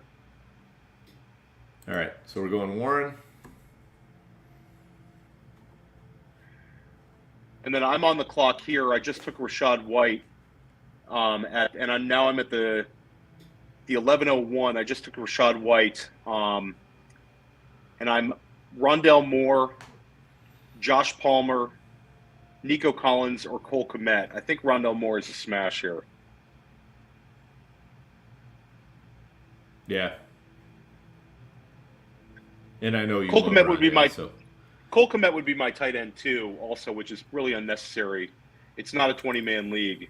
It's Right. like 15-man rosters, so it seems like it almost could be a dead spot. I'm going to take Rondell. Okay. Yeah, I think that makes sense.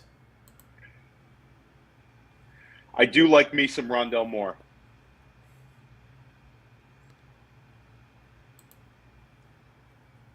Yeah, I totally get that.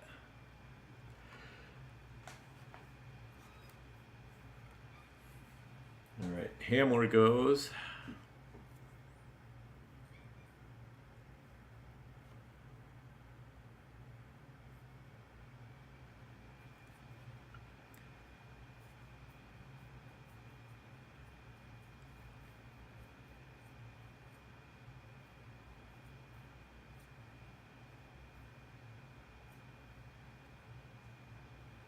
I don't think Team 1 is going to go running back here. So I think Team 2 is the team we'd need to worry about taking Abdullah because they already have Zamir White. Yeah, that would be a nice pairing. Mm-hmm. If Abdullah's selected, And he's not. okay, we're good. Okay, so you're good with Abdullah. I'm good with him. I think this makes sense. I think he could have a nice role. And between him and Eno Benjamin, we get two, receiving backs with potential to take over a backfield.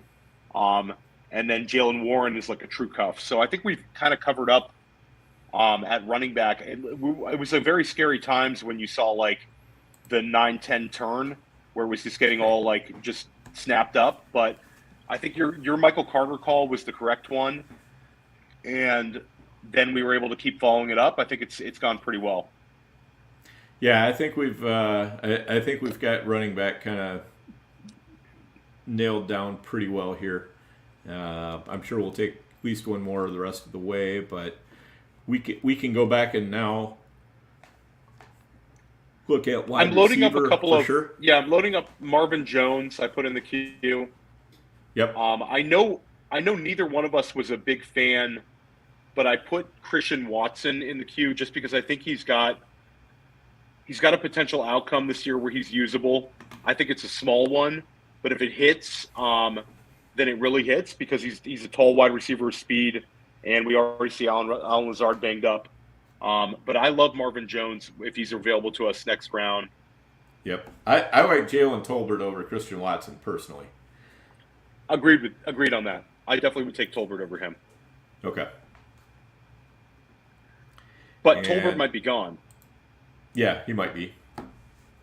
Van Jefferson is somebody I'm not afraid to draft him. I know we won't be able to use him first couple weeks, but third wide receiver for the Rams. That's especially with Allen Robinson being, 30 years old now. 100 years old.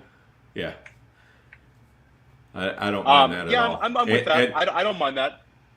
And and the thing is, as confident as everybody is in Allen Robinson, he did have a just crap year last year. So it's not, it's not beyond the realm of possibility that Van Jefferson's just a better receiver than him at this point. I don't think that's the case, but you pay so little to find out with Van Jefferson. He's one of those guys that I want to put on my squads and just find out. Yeah, agreed. I think he's a fine pick in this range. I'm trying to make sure we're not overlooking anybody.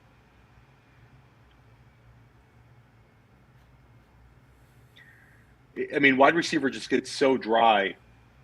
There's not even that many draftable guys. Right. I bring up Paris Campbell again just in case. Sure. We like the talent. He's had such, an unfortunate string of injuries, but I wouldn't bet on it, but he's worth a flyer. Right. Agreed. And then I see you have Kenyon Drake in the queue still with Mike Davis. We could bet on Kenyon Drake 2 nights in a row. The same argument we had last night. Yep. But I think we're probably, unless our wide receiver, if you want to shut it down, decimated, if you want to shut it down, then I think I think we grab one of our wide receivers first here in the 16th, and then take a look at Davis or Drake or whatever. And I'll just throw it out there to you. We have 2 tight ends, but Brevin Jordan at the 16-10 would be pretty enticing to have another share of him. I'm not afraid of carrying 3 tight ends. I don't think that's like overboard for one of these builds, even though we took George Kittle in the 4th. So I'll just throw him into consideration. Yeah, totally. I'm just throwing in a few random running backs here too that I think make sense for us.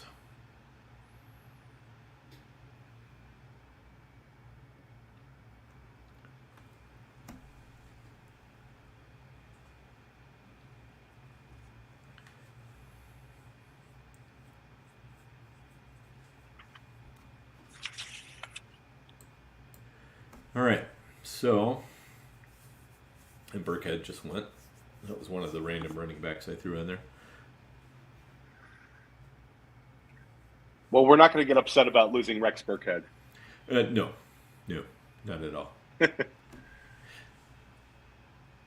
So, of the wide receivers, your lean would be Jalen Tolbert 1, or is it Marvin Jones, Van Jefferson? I mean, you've made a case for Marvin Jones 1. Van Jefferson, I think we might be able to push around even to the 18-19 turn if we wanted to take a wide receiver again there. But let's just see what happens here.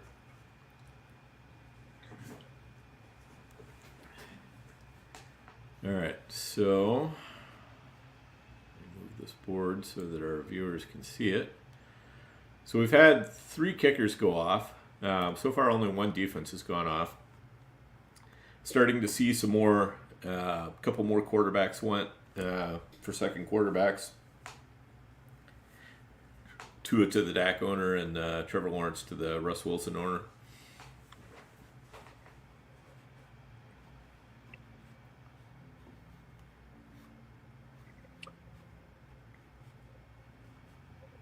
And you see the Jameson Williams.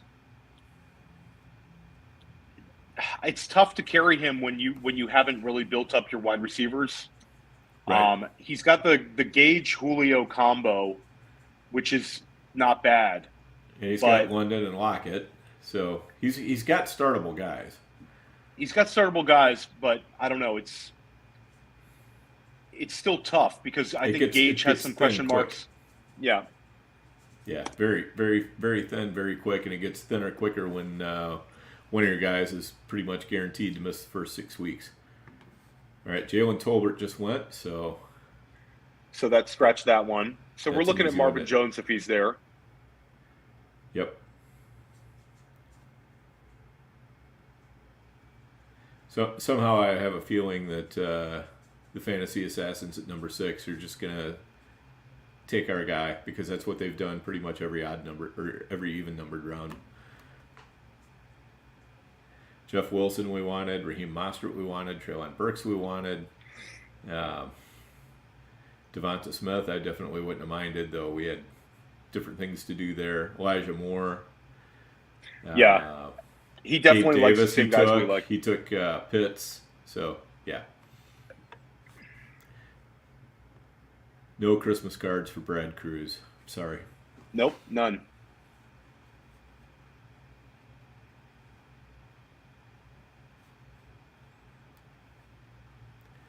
All right, and we're 7 picks away. Isaiah Spiller is probably not a bad pick there. Sooner or later you got to feel like he's more of the direct backup to Eckler than Sony Michel is. I could see Michel just being kind of the guy they use to to handle short yardage, goal line, and take a little bit of the, occasionally give Eckler a breather on first or second down. Yeah, I mean, it's like we talked about last night. It's going to be super interesting to see like the usage for the Chargers RB2. Who comes in the game first? Does anybody get a decent amount of carries? Is anybody inactive? And I think you're also going to see that for a couple of these other backfields where we have question marks. We talked about Carolina's backfield. Obviously the Washington backfield is kind of interesting to see if they're using Antonio Gibson as a 3-down back. There's a lot of answers we're going to see. A lot of questions answered this weekend. It's pretty exciting. Yeah, for sure. And one thing that I talked to you about in our private message, but I didn't mention when we were talking about the Super Bracket is once you get to the point where we're in the March Madness section of it, so after week 12, there are no waiver pickups either. So teams that are heavy on week 13 and week 14 buys, anybody who's got a buy there is going to have to figure out how they're going to get around that before week 12 starts even. Because that's that Sunday morning waiver run of week 12. That's your last chance. All right, Marvin Jones went. Well, Dan, I like any format where I don't have to do waivers. It sounds great after trying to cram all these waivers in today, and I'm gonna have to do on the plane tomorrow. All right, we're up.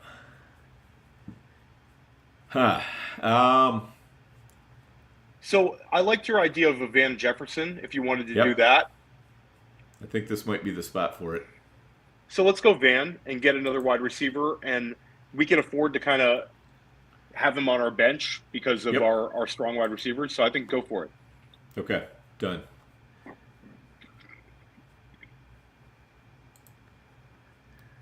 And now coming back will be the interesting one. We could take another wide receiver and take Paris Campbell. We could go to Brevin Jordan. We could go back to the running back well with Kenyon Drake. I kind of like the Brevin Jordan pick because I think we have a lot of exposure to him. We believe in him. Yeah. What are your thoughts? He could be the second target in that offense for all we know. One thing I've liked is that the O.J. Howard signing has kind of provided some cover for Brevin Jordan.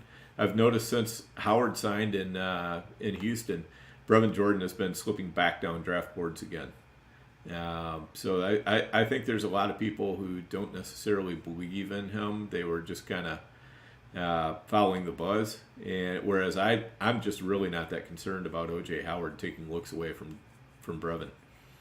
Yeah, it's definitely like if they would have signed even like an Eric Ebron, somebody could move a little bit, that would have been a little bit annoying. But I think Brevin's just locked in. I think that he's got a real clear path, and I don't mind having full Brevin Jordan exposure if we can get him in rounds like 17. Oh. Of course, right? Of course. All right. So, okay, so I think we go back to the running back well, unless you want a Paris Campbell. No, I don't think we need to take another wide receiver. Okay, and I'll say your Indianapolis defense Q edition is a good one because we really like them. I think they're very talented and they have matchups. We're sort of wide open here. Do you want to go with one of these RBs or do you want to go with Indy D? I think one of those RBs will be there for us next time. I think we might just go ahead and get the Indy D, get that let's nice lock it up. Yeah. All right, Indy D it is.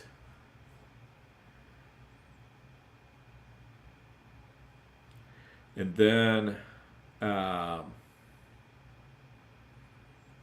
for kicker, I don't mind having a week 14 bye kicker either. Obviously we'll have to swap them out before we get to week 14, but I think we can do that because by the time we get to week 11, or by the time week 11's over, most of the kickers will already have their bye. So we can just kind of look for our chance to swap out once kickers start having their byes. And of course, Brad takes Kyron Williams because of course he does. Because anyone you queue up he's going to draft. So maybe you should not load the queue. We should just think about it and keep it in the back of our mind.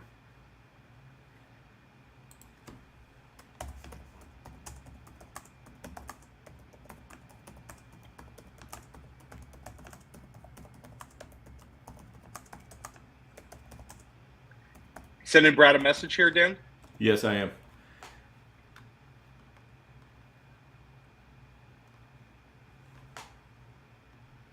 Here we go. Yes, he's been very frustrating. You think he'll listen to your suggestion?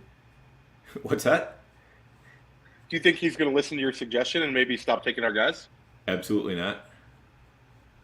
I fully expect him to take Boston Scott next. He's definitely going to take Boston Scott. It's like a foregone conclusion at this point. Right.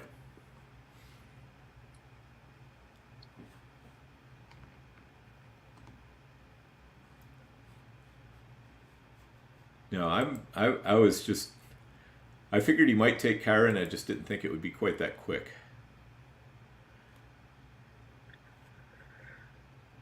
I put Zach Moss in the queue. Yeah, like that. I mean, you bring up the fact that the James Cook role is going to be strictly as a receiver. If that's the case, then Zach Moss is a underrated handcuff right now. He's super cheap. It's an offense that's going to score a lot. Yeah, because I mean, imagine if something does happen to Singletary. I don't see James Cook going into a 3-down roll.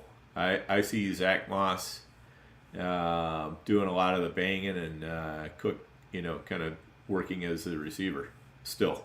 I'm not sure how much Cook's role changes. Yeah, it's just a cheap way to get into get a little Buffalo Bills exposure as well. Right. I don't mind doing it. And let's see, with the Super Bracket, we will not have free looks. Well, even if we don't have a free look, we'll be able to. Yeah, it's just because we can't put them in doesn't mean it's not a look at the usage look. Right. Yeah. Exactly. And yeah, it's but the Super Bracket. Since every team drafts before the Thursday game, there will be no free looks on this particular contest.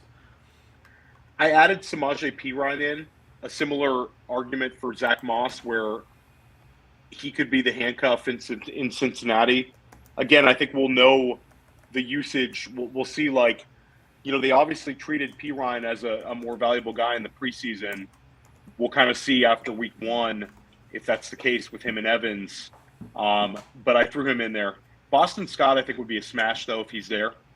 Yep. All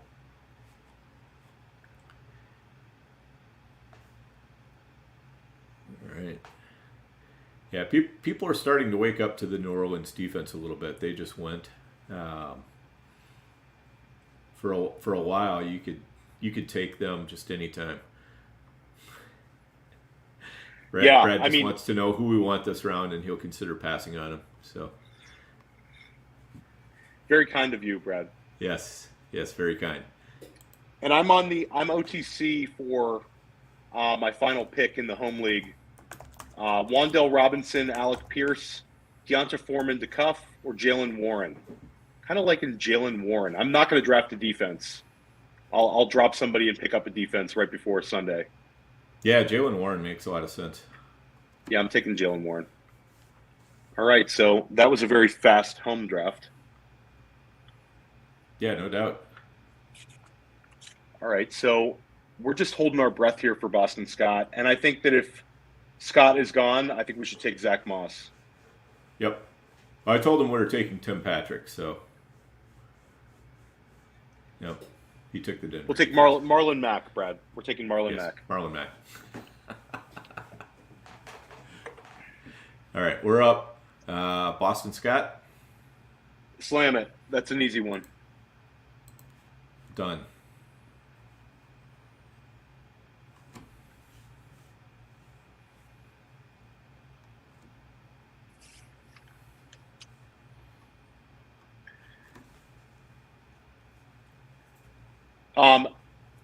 Now McManus is an interesting one. We took Will Lutz in our football guys, but McManus I've taken a lot. I think that he's a good kicker in a good offense. And if Denver's kind of slow out the gate, I think he could put up some big numbers. Yeah, totally agree.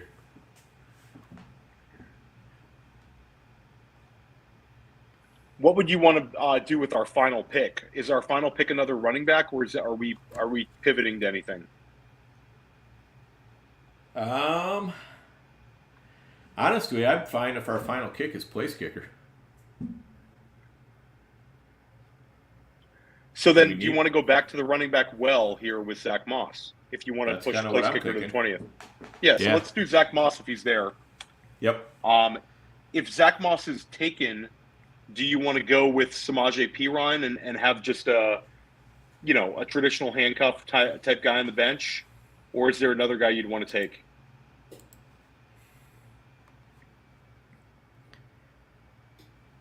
Perine's probably the best of what's left. I will say, I think at that point I might consider. I might consider going back to the well on tight end or something.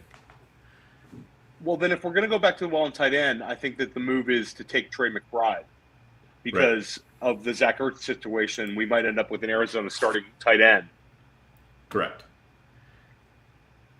Okay, but Moss is there. Let's take Moss. Okay.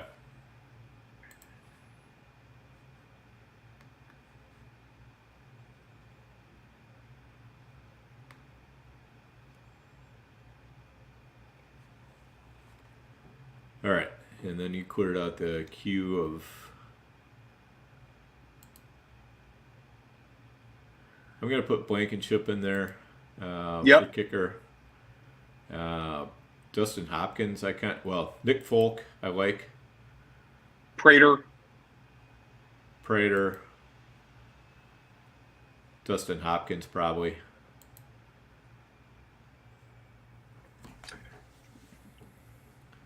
Are you all packed for Vegas? Yeah. Yep. Ready to roll. So. Awesome. Yep. I just have to later tonight, tomorrow morning, just work on my waiver wire. Me too. Get that taken care of. I'm thinking I'm going to be able to do it on the plane.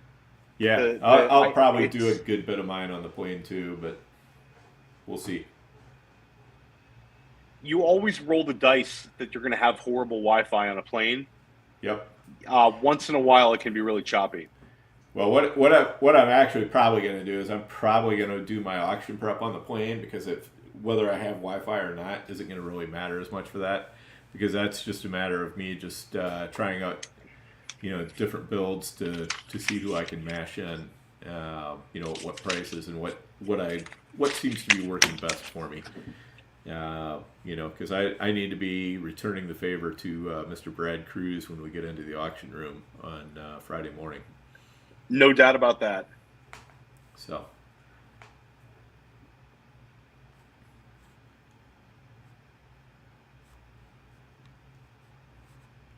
All right, so now we just need to wait and see who our kicker is going to be.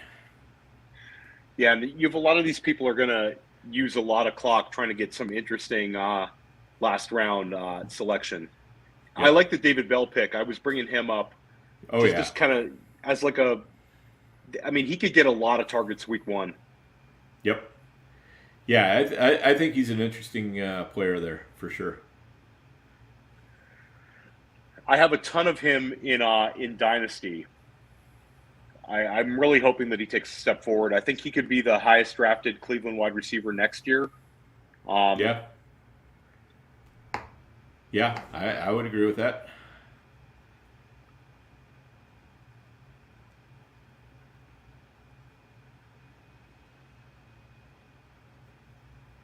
All right.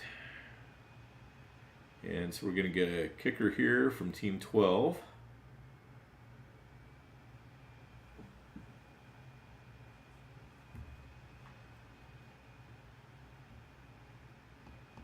Whenever he decides who we want. We'll see. He's got to milk the clock. That's right. Take that kicker decision down to the wire. It's brutal. It really is. I'm excited to draft the varsity with you. I think that's going to be awesome. Yeah, that's going to be a ton of fun for sure. Me, you, and Andrew. It's early in the morning. It's great. Yep, and remember, it's Thursday morning. Yeah, I know. I tweeted out the wrong day. I'm just gonna give you a hard time about that. I will also be drafting on Friday morning, so it was not incorrect in the larger sense. I'll be drafting, many times over in Vegas. There you go. Yeah, I still have 9 drafts to go. After tonight, 3 of them auctions, and 6 of them drafts. And it's great. It's great to see people too in Vegas. I'm looking forward to seeing a lot of people that we compete against.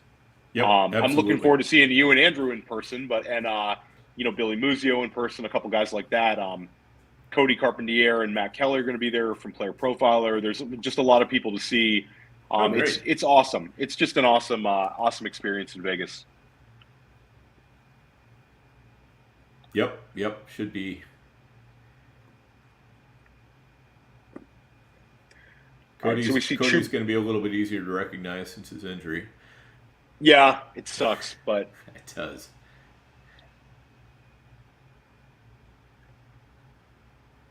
But that's good to know they'll be there. Yeah, it's that's a fun part of Vegas. I mean, the first couple of years I went down there, I didn't really know that many people, but now it's gotten to the point where it's just like, my time is very overscheduled because anytime I'm not drafting, I'm trying to get together with this person or that person. Yeah.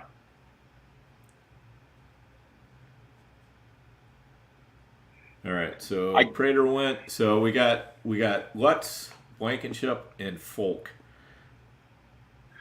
Well, I'm okay doubling down on Lutz. I think your argument for Lutz is good, and he has a week 14 bye, so it's set it and forget it for many weeks. Yeah, totally.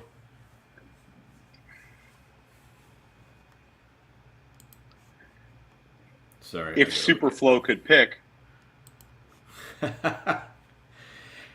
Oh, and it was a Gus Edwards. Gus Edwards. All right. Got to like that. Let's go Will Lutz. Yep. All right. So it's we've accomplished the double Lutz. We'll see if by the time we get out of Vegas we can do the quadruple Lutz or not. So this is an interesting build. Justin Jefferson, Tyreek Hill, T. Higgins. Then we followed up with George Kittle. Breece Hall came back around to us as our RB1. Then we got Darnell Mooney very late, which we were happy about. We were kind of flat in the 7th round, but we were able to grab Joe Burrow. So we have a Joe Burrow, T. Higgins correlation for the tournament. 8th round, we were happy to get Kareem Hunt. 9th round, George Pickens was a very good pick for us, I think. 10th round, we saw a big running back run to end the 9th round and start the 10th round. So we went with the double Jets running back. We believe in both of their talents. And, hopefully one has an outsized role. Hopefully it's Breece Hall. And then we come back with Irv Smith. Dan brought up a great idea of a second stack. So now we took Irv Smith, then we take Eno Benjamin, and then we complete the stack with Kirk Cousins. So we have a Jefferson, Irv Smith, Kirk Cousins combo. Then we go back to the running back well. We liked our Jalen Warren pick a lot. Amir Abdullah we're pretty pleased with. Van Jefferson's speculative stash in a great offense, a guy that, could be useful. Indianapolis defense we love. Boston Scott, Zach Moss, and then Will Lutz. What do you think of this team, Dan? Yeah, it looks pretty good. Let's go ahead and take a look at the lineup. Put in our wrong spot. All right, so we have Burrow in there right now for our starting quarterback. Kareem Hunt's definitely going to be one of our starting running backs. So are you thinking we want to put in Michael Carter maybe instead of Brees Hall?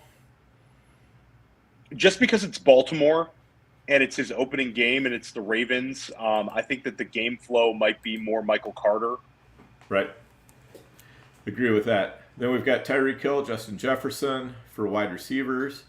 George Kittle at tight end.